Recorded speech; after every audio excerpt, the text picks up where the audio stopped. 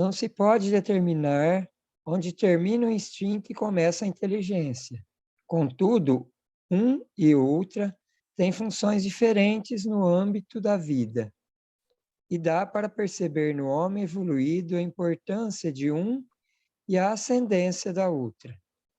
O instinto é a mesma inteligência em estado primitivo, e a inteligência é o instinto aprimorado, porém a divisão de um para com o outro é bastante sutil, para que se possa constatar com os nossos sentidos.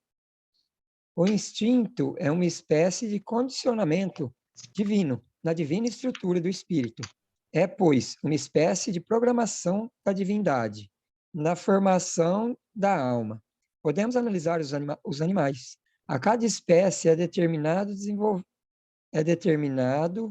desenvolver um tipo de vida, e todas as gerações fazem o mesmo, por lhes faltar a razão, sendo ela o fator primordial no aprimoramento de métodos de todas as criaturas humanas.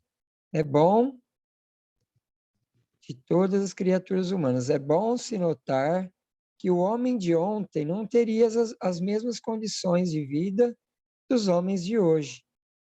Tudo melhorou, de modo que o bem-estar cresceu por ser fruto da inteligência. É como já dissemos. Também a inteligência irá ceder lugar à intuição, que tem aparência de instinto, mas vibra em faixa muito diferente. O primeiro é terreno, a segunda é divina. Em tudo, no mundo, há ordem para crescer e iluminar. O instinto no espírito encarnado não atrofia da maneira que muitos pensam. Para que a inteligência o domine com toda a exuberância, ele não desaparece. Notamos sua ação orientadora no mundo inteiro, como sendo uma mente instintiva, a orientar todos os órgãos, senão todo o mundo celular. E como inteligência, notamos sua ação benfeitora no campo externo, desenvolvendo as condições exteriores para a sua própria felicidade. Quando os sentimentos se iluminam, ajudam o raciocínio a beneficiar a coletividade pela força do amor. A inteligência é prova evidente da maturidade da alma, e é neste momento que Deus acha conveniente que o espírito fique mais livre e caminhe com os próprios pés, que entre na fase de conquistar a sua paz e notadamente responder pelo que faz com as suas faculdades, O instinto é cego no tocante a escolhas por si mesmo. E uma programação, se assim podemos dizer, já a inteligência tem a capacidade de selecionar o saber e saber melhor e saber melhor. Ela faz parte mais diretamente da consciência e tira dela informações sobre as leis naturais da vida e das vidas sucessivas. Tudo isso é motivo de muitas pesquisas ainda.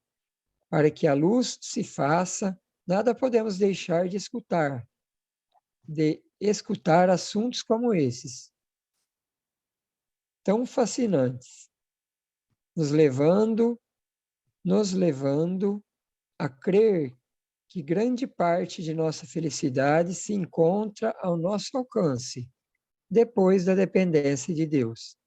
A doutrina dos espíritos veio abrir um campo grandioso de estudos sobre a vida espiritual, e a mediunidade, em todas as dimensões de vida, nos pode fornecer muitas informações valiosas acerca da vida da alma, e de todos os seus sensíveis corpos, para que possamos nos expressar e avançar para o Senhor.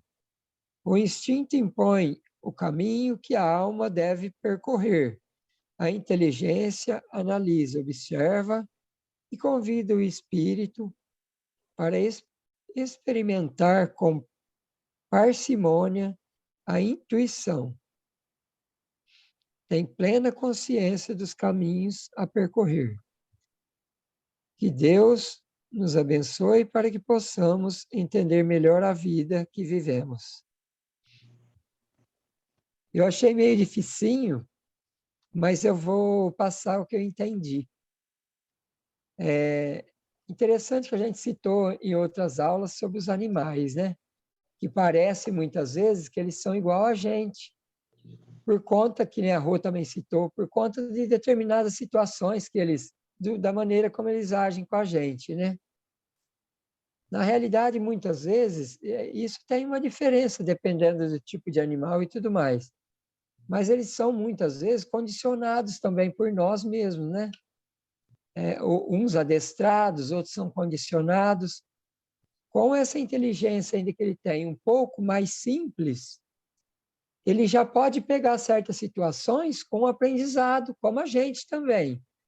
Quando a gente precisa estudar uma coisa, a gente vai estudando, estudando, até a gente entender e fazer, sem necessidade de ler ou de alguém chegar e ensinar para a gente, né? Eu penso que eles também vão caminhando com a inteligência que eles têm, nesse sentido também.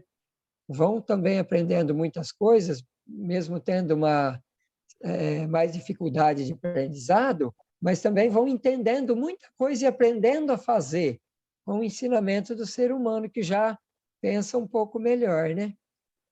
Achei interessante dele citar o Miramês, que a diferença, eu já achava que era uma coisa absurda, mas ele falou que a diferença entre o instinto e a inteligência do homem é uma coisa muito sutil, gente. Eu achava isso uma diferença enorme, uma coisa que eu já aprendi hoje também. E conforme o homem vai passando a aprimorar tudo isso, já na fase hominal, como ele fala aqui, ele disse também que a gente vai, com a inteligência do homem, a gente vai aprendendo a ter um pouco mais de sensibilidade das coisas, a ter um autocontrole, a ter capacidade de decidir o que a gente quer para nós e para os outros, a ter um tipo de sentimento diferente. E muitas vezes não, nós agimos como animais também, né? Ele diz aqui que um está assim, sempre andando paralelo com o outro. Eu entendi isso também. O instinto ainda vai existindo dentro de nós. Achei interessante ele citar também que ele que ele age nessa parte aqui dos órgãos e na parte celular, no mundo celular. Achei muito interessante. Vocês me corrigem se eu entendi errado essa parte aí depois. E a mais aqui embaixo ele cita um pedacinho também que deu uma grifadinha rápida, nos levando a crer que grande parte da nossa felicidade se encontra ao nosso alcance. Depois a gente tem uma certa essa inteligência que nós temos como homem já, a capacidade de certas decisões, tendo os ensinamentos que nós temos aqui, que ele cita mais para baixo, que o Espiritismo já ensinou muita coisa para nós, e nós temos condições de autocontrole, de certas decisões para o aprimoramento e o melhoramento espiritual nosso, que muitas vezes a felicidade que nós buscamos tanto depende só de nós. Como será? Eu penso que é da maneira das escolhas que a gente faz no nosso dia a dia. Existem escolhas que eu vou fazer, que eu acho que elas são certas para mim agora, e mais no futuro, ou logo já, ela vai me trazer consequência que não vai ser tão boa para mim. Mas com o tipo de jeito que eu penso agora, eu acho que eu estou agindo certo, né? Os tipos de reações que eu tenho perante uma crítica, ou a colocação de uma pessoa comigo, ou uma agressão verbal que uma pessoa faz, e que a gente fala que não revida, mas pensa, até esse pensar meu, que já seria uma maneira de eu policiar e não tentar pensar aquilo, também vai trazer uma certa consequência que não vai ser feliz para mim, né? Eu entendi isso, gente. Esse pouquinho aí que eu pude passar. Eu vou passar passando a dar uma complementada, Sandra, para me ajudar. Obrigada. Falou muito bem. O tema é muito interessante, né? Porque ele envolve a gente muito diretamente. Então, eu também vou falar assim, da forma como eu compreendi, né? No caminho evolutivo, então, ele fala sobre 3 estágios. O estágio Sandra, teu som para mim tá horrível, tá ruim para vocês também? Para mim também está ruim. Espera aí só um pouco, então. Eu vou tirar o fone, porque às vezes melhorou. Ah, Melhorou. melhorou, Sandra. Hã? Melhorou. Espera aí só um pouco. Deixa eu desligar, porque senão não vai resolver para vocês. Só um minuto.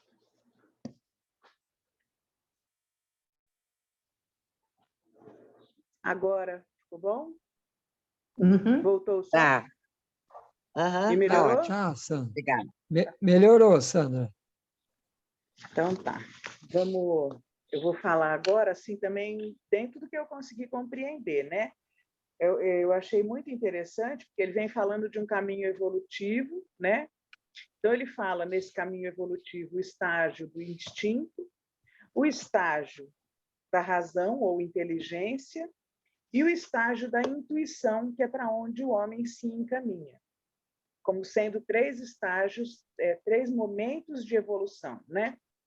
E ele fala que o que eu entendi é que esses estágios se interpenetram e que é muito difícil fazer uma divisão e dizer, olha, aqui termina um e aqui começa o outro. Porque como eles se interpenetram, de certa forma, a gente vê eles atuando conjuntamente, né? Então, por exemplo, ele fala que no homem, o homem não deixa de ter instinto. Quando ele atinge o estado da razão, ele não deixa de ter instinto. Porque o instinto governa todas as reações automáticas do corpo. E é aí que ele diz que o instinto rege os órgãos, rege todo o mundo celular, né? Então, o homem que já está adquirindo o domínio da razão, desenvolvendo essa capacidade, ele continua também com o uso do instinto, porque o instinto ele coloca como sendo uma programação divina, como se fosse um programa de computador. Como vai funcionar esse aparelho que nós recebemos, chamado corpo? Um aparelho onde a gente se manifesta. Como ele vai funcionar? Ele precisa de uma programação, como o nosso computador precisa de uma programação. E essa programação ela existe desde as formas mais primitivas, os aparelhos mais primitivos, que são os nossos irmãos menores, animais, as plantas. Essa programação existe para que a parte física se desenvolva e permita a atuação daquele ser espiritual que está ali, né? Usando aquele instrumento todo. Então, ele fala, por exemplo, que a característica do instinto é imposição. Ele impõe. É uma programação que impõe o seu funcionamento. A gente não tem a chance de escolher se o nosso estômago vai digerir o alimento que a gente ingeriu ou não. Isso é totalmente instintivo. E assim todos os nossos órgãos, todo o funcionamento desse aparelho físico que Deus nos deu, que é o corpo. E ele fala que a característica primordial da inteligência já é uma ascendência, ou seja, ela analisa, ela avalia aquela análise que ela fez e ela escolhe. Então, a inteligência, ela nos dá a capacidade de escolha. E junto com a capacidade de escolha, vem a responsabilidade pelas escolhas, né? Quando a gente começa a atingir a capacidade da inteligência, a gente também entra na lei de causa e efeito. O nosso agir produz uma reação que é consequência, e a gente começa a entrar na responsabilidade pelos nossos atos, não é? A gente começa a receber o retorno, a lei do retorno. E ele fala que já a característica da intuição, que é a plena consciência, ela tem uma natureza já divina. A intuição já é a inteligência ligada ao divino. Ela não está mais ligada à matéria, ela já está se ligando ao divino, ou seja, ao que é essencial, ao reino de Deus, à vida verdadeira, ao amor como fundamento das suas escolhas, né? E assim, dentro do que ele fala que a existência da inteligência é uma prova evidente da maturidade da alma. Se a gente começa lá atrás, nos seres mais primitivos, quando a gente vai adquirindo a capacidade de pensar e escolher, a gente, com certeza, está amadurecendo. Quanto mais avançada a nossa capacidade de escolha, mais maduro nós somos, né?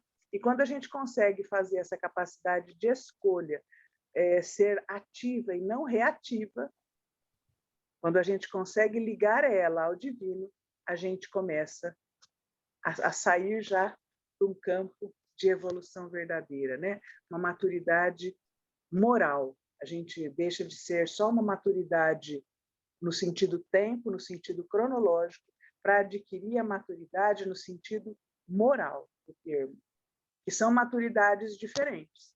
Um espírito pode ser muito velho no sentido temporal, do tempo que ele transcorreu, do tempo que ele tem de aprendizado, mas ele pode não ter a maturidade moral.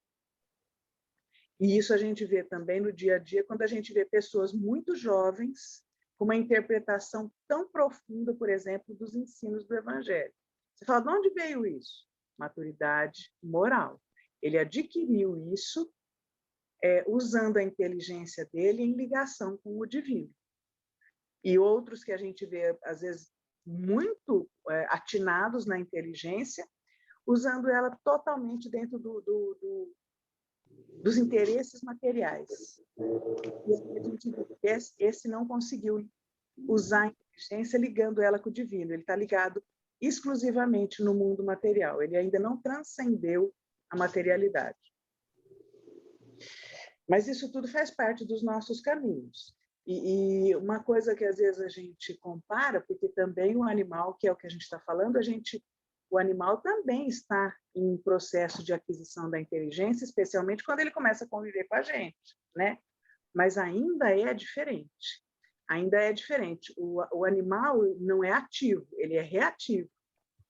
Então, ele compreende o que a gente diz, o que a gente pede, o que a gente determina para ele. Ele compreende e faz. Ele não abstrai para ver o valor daquela ordem, por exemplo, que a gente às vezes dá, a gente dá uma determinação, ele não consegue abstrair para encontrar valor, e ele não consegue, por ele mesmo, encontrar autodeterminação. Ele é guiado. É uma inteligência mais primitiva, ainda no rumo do instinto mesmo, que a gente encontra muito nas crianças, né? Muito semelhante às crianças. E é aí que a gente fala, nossa, mas o meu animal é inteligente, porque ele é tão inteligente quanto minha criança, aquela criança com quem eu convivo, que eu estou vendo ela desenvolver, só que ela vai além. O animal não consegue ir tão além. Ele tem a limitação dele, que ainda faz parte do reino ao qual ele está inserido, o reino animal. Uma coisa que aqui não fala essa palavra, mas me chamou a atenção, porque eu achei que ela cabe muito. Falando do instinto, a gente compreende que ele tem uma característica praticamente mecânica. O funcionamento dele é mecânico, não é verdade? Ainda que ele tente dar saltos de compreensão, mas ele é mecânico, o funcionamento instintivo. E a inteligência já pede que a gente deixe essa característica mecânica. O que mais que eu achei que ele fala?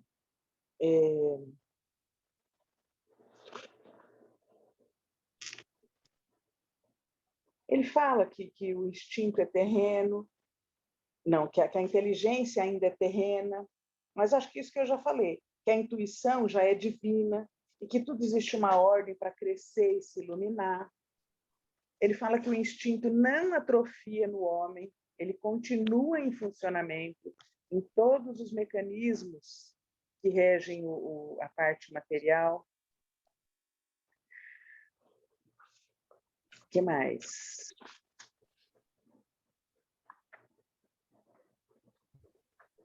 Quando a gente adquire a inteligência, o Deus nos deixa mais livres. Ele permite que a gente caminhe com os nossos próprios pés, ou seja, que a gente faça escolhas. A gente toma posse do nosso próprio caminhar, assumindo a escolha, consequência.